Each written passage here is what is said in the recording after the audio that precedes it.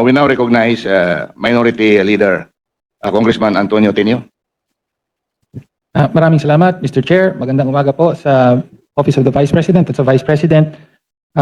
Well, unang tanong po ay kaugnay sa presentation na binigay ng Vice President. Napansin ko po roon, nasa budget na 903.4 million for 2025. Bagaman hindi pa po tapos ang taon, ang obligation rate po ay 34.3% lamang at ang disbursement rate ay 66.8%. So nasa kalagitnaan po tayo ng taon, pero mukhang mababa po yung obligation rate. Ano po ang paliwanag dito?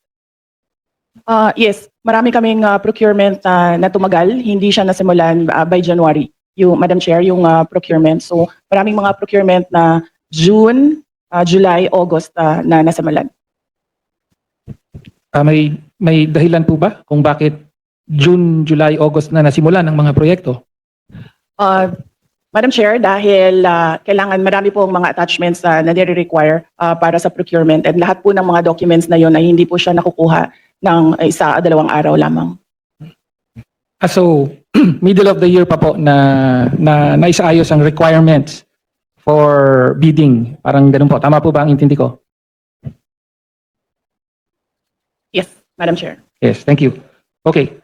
Ngayon, mabalik po tayo sa last August 8, 2024, nag-issue po ng Notice of Disallowance ang COA, Commission on Audit, sa 73.28 million na halaga ng confidential funds for 105 activities supposedly held by the Office of the Vice President from December 13 to December 31.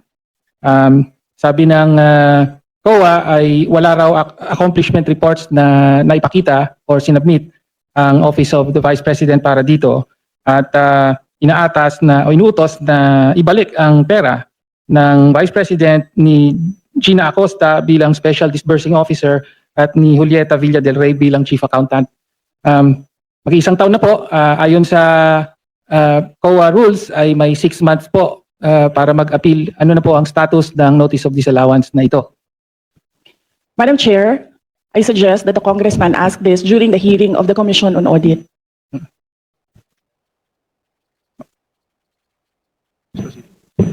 Madam Chair, I'm asking the question now from the Office of the Vice President. Madam Chair, this is a status of documents inside the Office of the Commission on Audit. So it has to be the Commission on Audit who will answer what is happening to this Notice of Disallowance. Nagsabit po ba ng appeal ang Office of the Vice President sa Notice of Disallowance? Kung yung Congressman Tenio, kung ang Notice of Disallowance was rectified by COA, wala na po yun. Pero kung yung Notice of Disallowance ay meron na silang final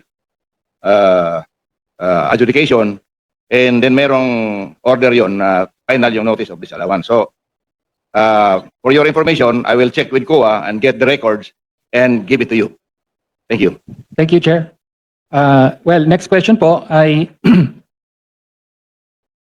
kaugnay po sa Notice of Disallowance. Ang sabi po kasi ng COA, December 30, yung mga 105 activities na inilunsad dun sa mga dinisilao na activities ay nangyari between December 13 to December 31. And yet, sa mga nakaraang hearing ay napag-alaman po na December 20 pa po na ilabas ang SARO at na-withdraw yung 125 million, kaya nga sinasabing nagastos ito in 11 days from December 20 to December 31. So ang tanong lang po natin, ano po ang paliwanag doon sa nakapamahagi na kayo ng mga sinasabing reward money noong December 13 pa lamang samantalang hindi pa po lumalabas ang pera ng confidential funds. Pwede po bang may paliwanag yon? Madam Chair, this is the subject of an impeachment trial, and I would not like to discuss the defense for the impeachment trial. Representative, Chair, can you wala please naman pong- proceed with the next question? Madam Chair, I would just like to note na wala pong impeachment trial sa kasalukuyan, Madam Chair. In fact, it is archived in the Senate. No? Okay, so next question na po. No? Lumabas din po sa nakaraang mga hearing sa House na nag-submit po ang Office of the Vice President ng 2,670 accomplishment reports at kasama para po sa liquidation ng 500 million pesos worth of confidential funds under the Office of the Vice President. At ayon sa investigasyon ay 1,322 out of 1,992 names in the OVP ARs submitted to the PSA have no birth records. So kasama po dito yung mga pangalang Mary Grace Tiatos, Fernando Tempura, meron pang Shell Jokno. No? Kindly wind up your Opo. question. Again, pwede po bang mapaliwanag ng Vice Presidente kung bakit ganon ang sinabmit at bakit walang supporting documents ang mga accomplishment reports na ito? Madam Chair, again, first, if the committee would like to ask how the Commission on Audit conducts its audit, I request that all the questions be propounded during the hearing of the Commission on Audit. Second, the subject confidential funds is a matter in impeachment proceedings, which is archived, but there is a pending motion for reconsideration in the Supreme Court. I cannot discuss defense strategy. Number 3, I cannot discuss intelligence operations and cannot explain how intelligence operations are done without compromising national security. Thank you, Madam Chair. My next question. Congressman Tenyo, last question. Opo, last question. Please wind up. Opo. So, napabalita po no na mula July of last year hanggang sa kasalukuyan ay meron pong 13 trips ang Vice President overseas, no? So, mula po sa Germany, Japan, Hong Kong, Netherlands, Kuala Lumpur, Malaysia, Australia, South Korea, Kuwait, Paris, at several po sa Netherlands. Umaabot po sa at least 60 days po na on leave ang presidente at marami po pero hindi lahat ay sinasabing personal leave, no? So sa mga trips po na ito, ilan po ang naging personal leave at ilan ang on official duty at magkano po ang total na budget na ginastos ng Office of the Vice President para sa mga official leave at personal leave na nangyari? So, Madam the Chair, yes. last question, Madam Yes, President. yes. Madam Chair,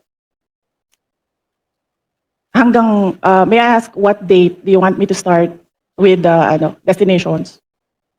July 2024. No pizza daw yun? Kung, Mr. Chair, from July 2024, a personal trip to Germany. Okay. Then January 2025, July 24, we'll start? personal trip to Japan and so on. Yes. We'll start with July 2024. So, number 1, under the Civil Service Commission rules, there is no allotted leave for the President and Vice President. We cannot both file a leave. So the only thing that I need when I travel overseas is a travel authority from the Office of the President. All my travels were issued travel authority by the Office of the Vice President. And this implies that all these trips were approved by the Office of the Vice President. So from July 2024, I went to Germany. In December 2024, I went to Denmark. In January 2025, I went to Japan. In the 3rd and 4th week of January, I went back to Japan. In February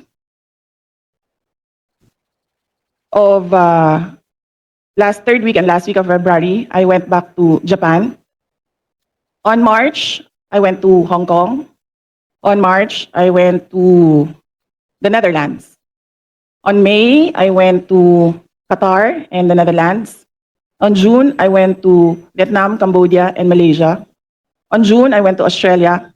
On July, I went to the Netherlands and the Republic of Korea. And very recently, from August to September, I went to Kuwait, the Netherlands, France, and Belgium. And number 3, no public funds were used for all my travels. I did not charge representation. I did not charge tickets. I did not charge per dime for all my travels in the Office of the Vice President. So if you can see in the breakdown of the budget of travel for Office of the Vice President, you can see that there was a 0 amount for the Vice President. Thank you, ma'am. Madam Chair, Parliamentary Chair, inquiry. Next Chair, on- just to follow up on the question. So una po, salamat po sa Vice I'm President sorry, for Congressman Tenyo, detailing. that was your last question. I'm sorry. Follow up na lang po yung I'm sorry. personal po ba I'm ang sorry. lahat In the at interest of time, we have to proceed. magkano po ang ginastos ng opisina at staff? Kasi totoo po, wala daw ginastos ang sorry, Vice I'm sorry. Presidente. Magkano Parliamentary ang ginastos inquiry? I'm ng sorry. staff? I'm sorry. Thank you, Madam Chair. Parliamentary Yes. inquiry. Madam Chair, I thought we're going to accord institutional courtesy to the office of the Vice President. Bakit po natin binabanatan? Bakit natin tatanungin? It's already settled that we're just giving Mr. two Chair, questions from the minority. Okay? Mr. Chair, hindi, It's wala pong Opo, binabanatan but dito. does I not take preclude exception the other to members the- lang from na making a manifestation. sandali I lang. take exception to the use of the term binabanatan. Nagtatanong lang po tayo rito at lihitimo naman po ang mga tanong. Madam Chair. So I ask the congressman. Mr. Chair, may we to withdraw request the for a comment. suspension of Session the... suspended. Hearing suspended.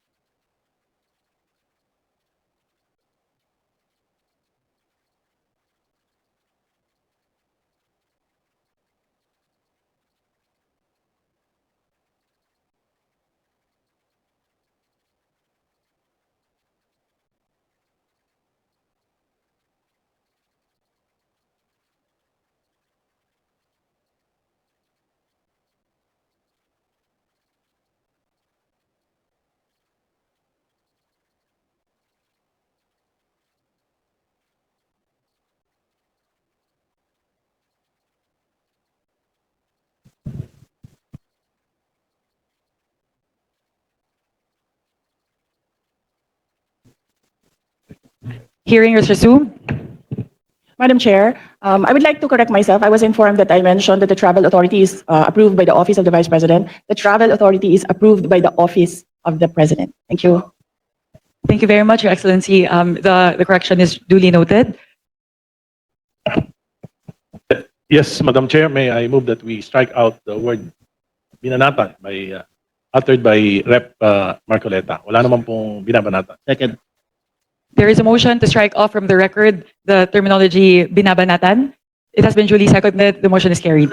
Madam Chair, just a 1-minute manifestation on the striking of the record. I have no objection. However, I just want to explain that in the previous debates, in the previous legislatures before us, in the interim Batasang Pambansa, when an assemblyman from the city of Manila was attacking the late president, there was a motion to strike off the record of what he discussed on the floor. The former assemblyman Arturo Tolentino said that if you strike off the record, any sentence or paragraph, it's just the same sentences as you strike it, so you still can read that. So that was clear that I think that the procedure is still the same.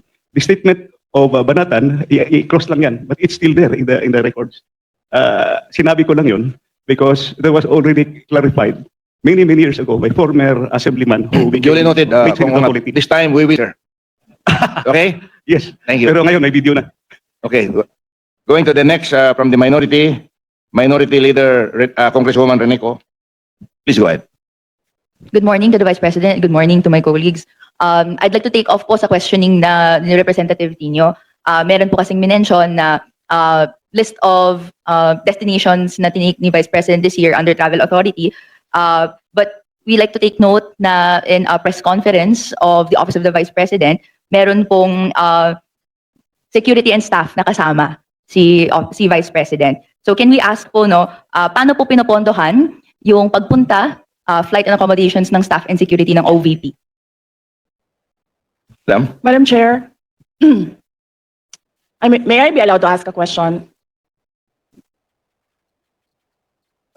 Depende sa nature, Madam Vice President. Yes, magpinsan po ba si Congressman ko ngayon tsaka si Zaldi ko? Ano po yun? Gusto ko Mr. lang Chair, I can malaman. answer. Are they relatives? Please answer, Congresswoman Rene. I have no familiar relation po to Zaldico or to Representative Zaldico or any of their relatives po. Thank you, Madam Chair. Let me just look for Please go ahead, ma'am. Look for the slide.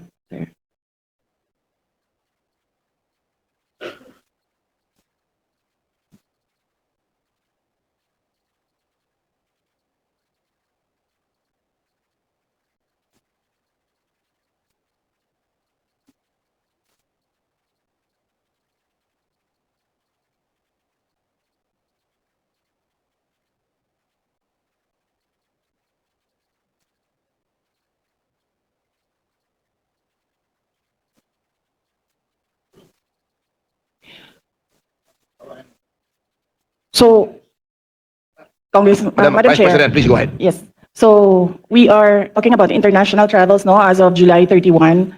So for two travels in Southeast Asia, for the security, it's 474,646.93 pesos.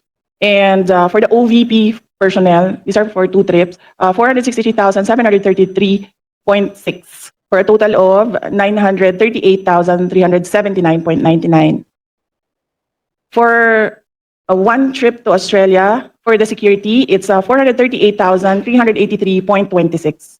And for the OVP personnel, it's 206,988 for a total of 645,371. For the Middle East and Europe, 3 trips, the total is for the security is 2,922,869.98. And then for the OVP personnel, that's 1,825,329.47 for a total of 4,748,199.45. For 3 trips in East Asia, the security budget was 1,141,937, and for the OVP personnel, 0, because they did not join these trips. And the total is 1,141,937. The total for 9 trips for both the security and OVP personnel is 7,473,887.70. Thank you, Madam Vice President. Congresswoman Ko. Mr. Chair, may we request a detailed copy of the report that the Vice President gave in relation po sa spending po ng security and staff for foreign trips abroad. We will request the Office of the Vice President to supply the committee with such record. Thank you, Madam. Yes, sir. Mr. Chair, I'd like to ask another follow-up question. Ilan po yung staff and security na dala po ng Office of the Vice President in these trips na funded po, na of this breakdown ng fund na binigay? Luoy na kayo mong naong, sir, ba? Kanang. Madam Chair, for the security, I understand they recommend, the Armed Forces of the Philippines recommend 3 to 4 security personnel, but the Office of the Vice President only approves 2 security personnel. And for the Office of the Vice President personnel, that's 1 ceremonial and diplomatic affairs employee, 1 for MPRD, that is the Media Relations and Public Affairs Division, and then 1 for as assistant to the Vice President. So those are the approved personnel who joins the Vice President in her trips. So to clarify, Mr. Chair, these personnel in total ay sinagot ng OVP fund of totaling 7.4 million pesos sa ating mga foreign trips. Madam Chair, not all foreign trips, as I mentioned. Security is always recommended by the Armed Forces of the Philippines, but some trips do not have OVP personnel because there are only 3 trusted OVP personnel who can do the work that I demand from them, and sometimes they are not available. Okay, Congresswoman Ko. Thank you, Madam Chair. So to confirm, ito pong mga trips na to that was mentioned, are these trips personal in nature that required po yung presence ng personnel and staff? Mr. Chair, I believe, with all due respect with my colleague in the minority, I believe the question is irrelevant. Because even if the Vice President travels on her personal capacity, we cannot disassociate herself from the office of the Vice President. She's still the Vice President. The Exactly. reason for the travel is business, but she could also travel in her personal capacity, but she's still the Vice President. So I believe the question is irrelevant. With all due respect with my colleague. Mr. Chair, Thank you. just to respond po, no, this is just a mere question, whether the nature of the trip is personal or business po, no, or whether it's official. This is a question that I'd like, that could be posed, and I hope to post po to the Madam Vice President. Madam Chair, it depends. If I have activities for the Office of the Vice President abroad, the 3 OVP personnel join the trips. But if the trip is purely personal and I do not have events for the Office of the Vice President, they do not join the trips. So in the graph, in the table that I mentioned earlier, those were the trips that the 3 personnel from the Office of the Vice President joined.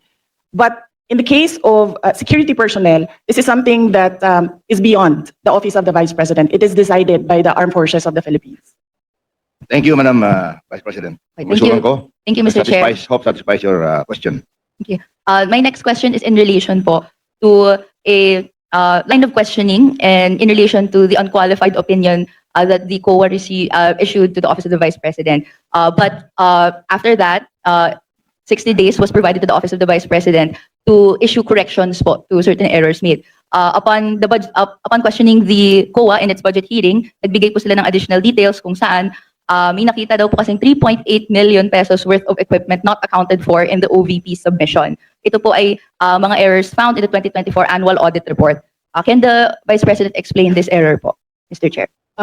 Madam Chair, the Office of the Vice President from 2022, 2023, and 2024 received unmodified opinions from the Commission on Audit. And I would like to take this opportunity to thank all my colleagues in the Office of the Vice President for being faithful to transparency and accountability in our office.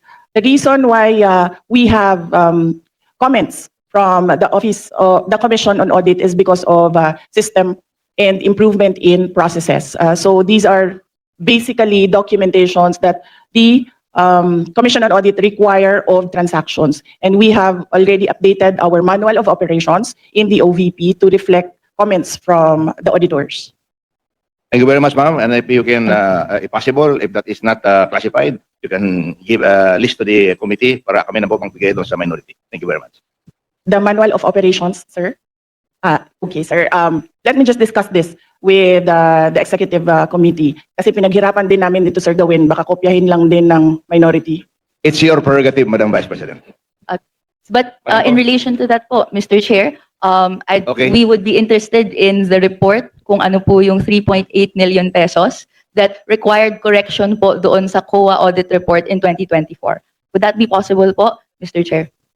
Madam Chair, as I said, all questions about all documents inside the Commission on Audit is best to be directed to the auditors or the representatives of COA in the budget hearings. Thank you. But with all due respect, to follow up that po, the COA specifically sought correction because po may nakita pong 3.8 million pesos that is not accounted for in the submission by the OVP. So the burden of the submission is actually with the following agency. So which is why in the exercise of legislative oversight, we would like to be enlightened kung ano po yung error na po ito. And tama po, para maiwasan in the future, a report po on what it is would be appreciated. So ang question ko po is, would that be possible po, Mr. Chair? Madam Chair, usually the Commission on Audit, the auditors review documents, and sometimes they do not see the attachments in the correct submissions. Sometimes the attachments that are required are found in other submissions and reports. And these attachments are rectors in every report. That is why right now we already have a checklist. If this is the process, if this is the project, there is a checklist on the attachments because auditors review the documents and the auditors require the attachment of documents. And sometimes these documents are not attached to a specific report. So what we did, Madam Chair, is create a checklist and to improve the system. The personnel from the Office of the Vice President go through the checklist before they submit. Okay. Anything Okay. else, Congresswoman Ko? Just to clarify, therefore, dahil po naibigay yung explanation na yon, is the Office of the Vice President explaining that this is the explanation for that 3.8 million necessity for correction? This is the explanation why we have an unmodified opinion. Wala po silang nakitang nawawala. Nawawala po yung papel dahil naka-attach siya sa ibang document. At ang gusto ng COA ay specific yung mga dokumento na ina-attach per submission. In the interest of time, ako na lang mag-volunteer niyan na Congresswoman Ko. Hingin ko sa COA yung detalya ng 3.8 kung gusto mo. I promise to give it to you in the least possible time. Thank you very much. Thank you very much for that response. My next question would be in relation po, we're asking this question po, Mr. Chair, dahil kung may necessity for correction for this 2024 audit report, and then meron pong other audit reports in the past that have found that there are deficiencies and delays, gusto nating hindi na po mangyari siya.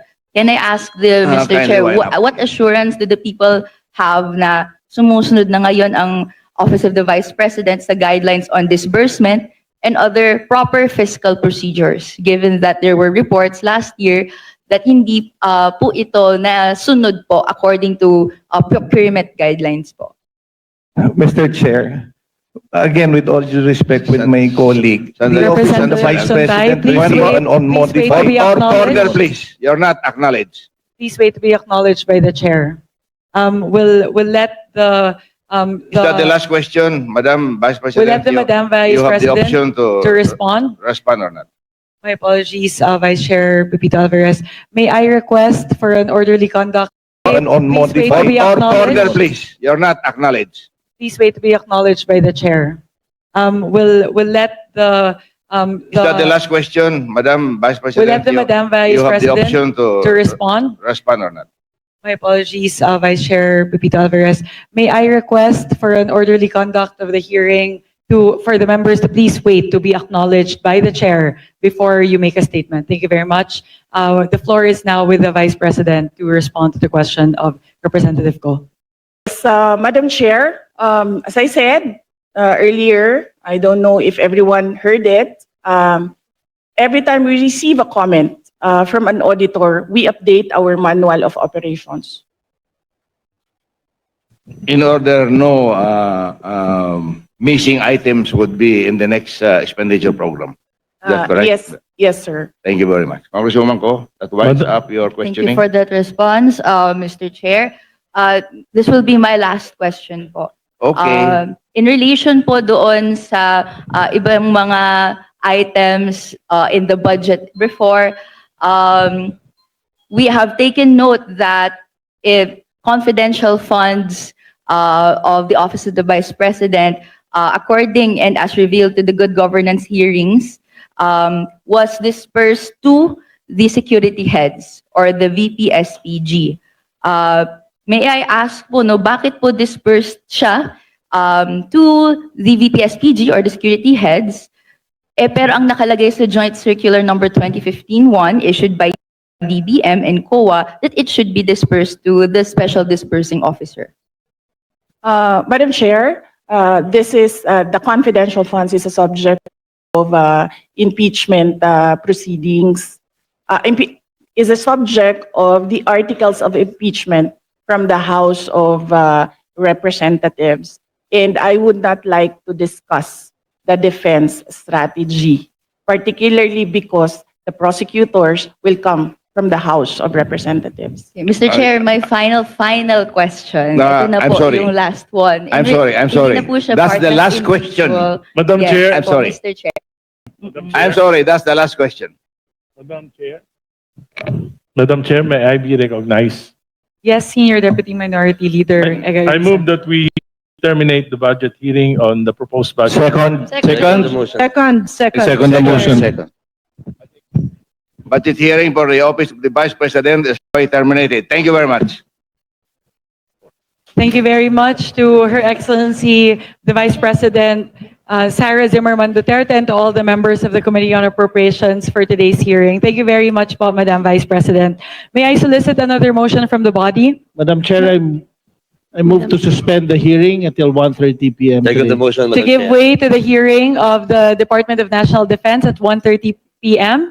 The budget hearing is hereby suspended.